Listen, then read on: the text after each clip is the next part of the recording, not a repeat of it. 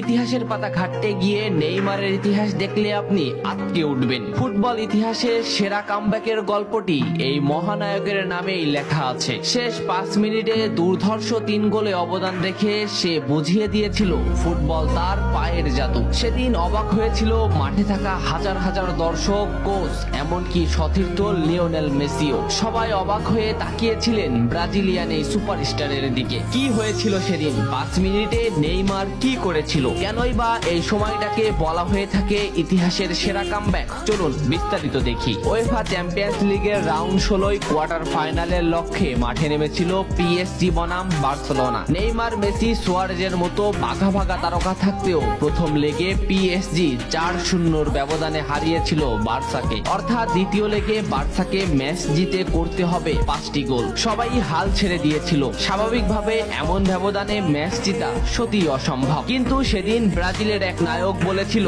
এটা সম্ভব, আমরা এটা করে দেখাবো। যেভাবেই হোক না কেন আমরা দলকে ম্যাচ জেতাতে চাই। 2017 সালের 8 মার্চ অনুষ্ঠিত হয় এই ম্যাচের দ্বিতীয় লেগ। ম্যাচের শুরু থেকেই ক্ষিপ্ততা আর দক্ষতা দেখাতে শুরু করেন নেইমার। এই ম্যাচে যেন আবির্ভাব হয় কোনো এক নতুন নেইমারের। এই নেইমারকে তো কেউ চেনে না। ম্যাচের 3 মিনিটেই লুইস সুয়ারেজ পেয়ে যায় প্রথম গোলের দেখা। এরপর নেইমারের ক্ষিপ্ততায় একের পর এক আক্রমণ সাজাতে থাকে বার্সা। এদিন যেন নেইমারকে কোনোভাবেই আটকাতে পারছিল না পিএসজি। নেইমারকে আটকাতে একের পর এক ফাউলই বেছে নিয়েছিল তারা। ম্যাচের 40 মিনিটে লেভিনের আত্মঘাতী গোলে বার্সা পায় দ্বিতীয় গোলের দেখা। ম্যাচের 50 মিনিটে ক্ষিপ্ত থাকা নেইমারকে ডি বক্সের ভিতর ফাউল করে ফেলে দেওয়া হয়। এতে বার্সা পেয়ে যায় পেনাল্টিতে গোল করে দলকে এগিয়ে নেন লিওনেল মেসি। তবে যেমনটা ভাবছিলেন এই ম্যাচের গল্প ফুটবল বিধাতা তেমন ভাবে লেখেননি। 62 মিনিটে বার্সার কফিনে শেষ প্যারাটা পুড়ে দেন এডিনসন কাভানি। এতেই স্তব্ধ হয়ে যায় ক্যাম্প নু।